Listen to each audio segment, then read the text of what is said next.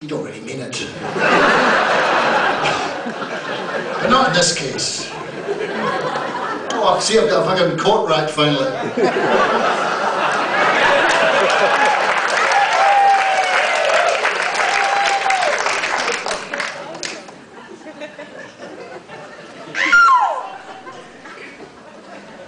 I've been asking for the coat rack all tour. Better late than never. This is the last show of the tour. I get to go home tomorrow to the fair city of Los Angeles, which people love to hate. But I love it. It's a great place. It's a strange town, but you get used to it very quickly. Things happen there that don't happen anywhere else. You might get off the plane in Los Angeles and drive north on La Cienega Boulevard, and you might, for example, see Batman walking along the road. He's got his fucking hood and his cape. He's not doing anything superhero-ish. He's just walking along, maybe on his way to a coffee bean and tea leaf to get his morning latte. And you never think to yourself, fuck, that's weird. You don't. You just think, oh, there goes Batman. He lives here too.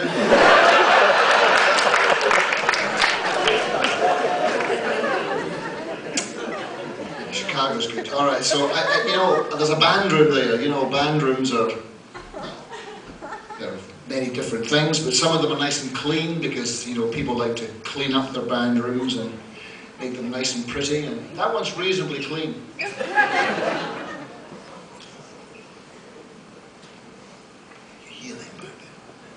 Whoever the fuck they are. But there's some guy who's decided to write something in the band room. There's nothing else around it. It's just what he's written. And it made me laugh because he's obviously thought about it before he wrote it. He's kind of thought, what can I fucking put on that wall there to remember me by? People could look at that and go, yes, he wrote that. And he's just written cock. And just in case you weren't sure what it meant, he's drawn one underneath it. He's not stood back and going, yep, I'll fucking do me that.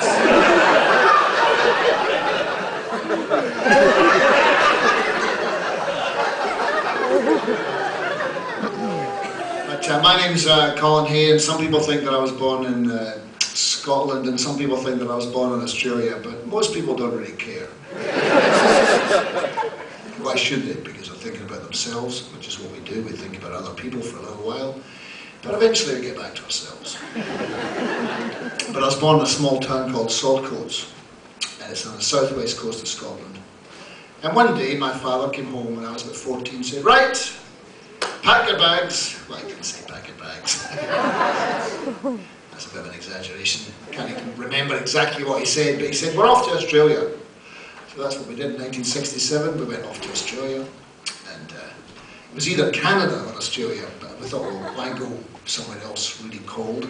Let's go to Australia. So things were very different there. The accents were different because I've got a Scottish accent. People think I've got an Australian accent because they associate me with being from Australia because I had that successful band, and so they think, oh, he must have an Australian accent, but in fact I don't. But a lot of Americans don't really understand accents. They just think, oh, any fucking accent's like foreign, you know. So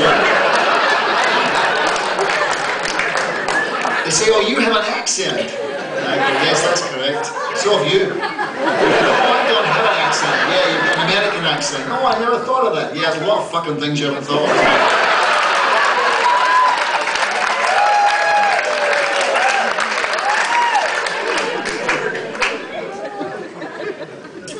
Anyway, when I got to Melbourne, people say, what kind of accent have you got, mate? I said, I was a Scottish. I said, oh, you can't talk like that, mate. You've got to learn how to talk like us. So I learned how to speak like an Australian bloke and leave my tongue out after I say them. Because they go, hey, you go, mate, all right? And two countries, may I say, with extreme alcohol problems. I mean, Americans drink, but they don't really drink. You know, I mean, it's not a big drinking country, I don't think. Maybe there's some people who do some fairly plucky elbow work here in America, sure. But the Australians get fucking not particularly well. You know, they're not great drinkers. They get really fucking sloppy. A lot of my friends are testament to that. The Scots, on the other hand, are kind of better drinkers. They drink with a fucking grim determination. And then they attack someone. Preferably the English. I still can't go over 1745. I was in a bar in the north of Scotland years ago when I was trying to give up drinking. I don't know why I put myself into that situation to test myself. Standing in a bar and not drinking in the north of Scotland where they had 84 different single malt scotches against the wall. That'll fucking taste your metal. But there was a wee Scottish guy standing next to me, and you know those guys you see in bars?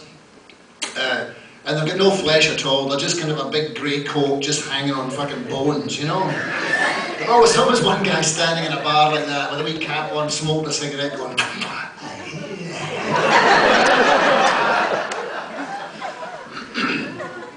And he was standing there, and I was standing there, and then these English guys came in, there was about 4 of them, and they were quite loud, you know? One of them goes, "What you want, Bert? What you want, Bernie? Motherfucker, you want a pint, mate? You give us 4 pints, mate, alright? Yeah, 4 pints every, mate, as soon as you get a chance, alright? 4 pints, mate, yeah, alright, yeah, as soon as you can, mate, as soon as you can." He was a bit loud, you know. Now, the Scots used to use claymores. They're just fucking farming implements to fight the English. They didn't even have weapons, you know, just something to, I don't know what they're for something to do with the grass or something, you know, something to do with oats. Something to do with porridge.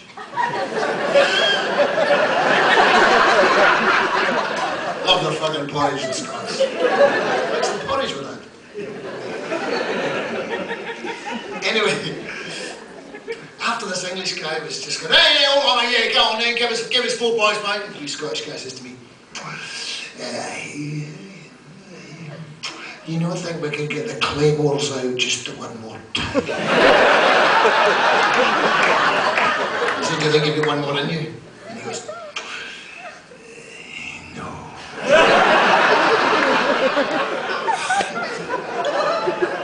Just to work.